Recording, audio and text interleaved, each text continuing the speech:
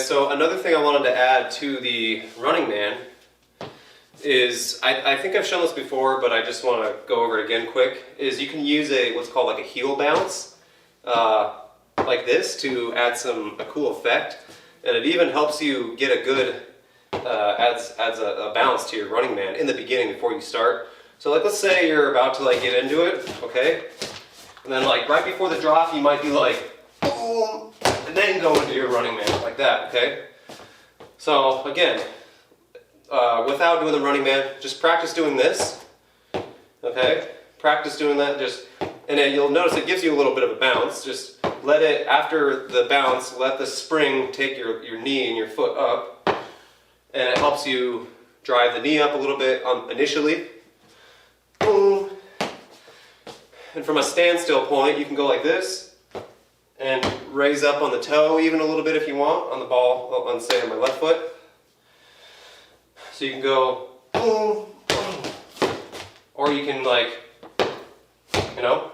So with a Running Man now, after you've practiced this like 10 times, you know, just practice bringing your knee up, boom, boom. Give it a little bit of like power, boom. Don't do it too hard. Don't hurt your heel. With a Running Man, okay, with a Running Man, it's going to be like this, like a light Running Man before the drop of a song. 1, 2, 3, 4, boom. Okay. Again, this lesson is about adding power. Okay, and adding a little bit more height in this lesson, and a little bit more stride as well. Because as you remember, let's say if I put it all together, what we've done so far, it would look like this. Okay.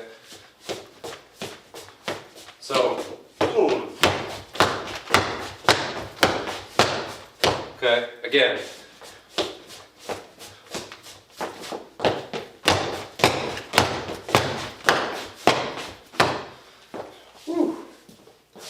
Alright, so just wanted to show you guys that one little thing as well.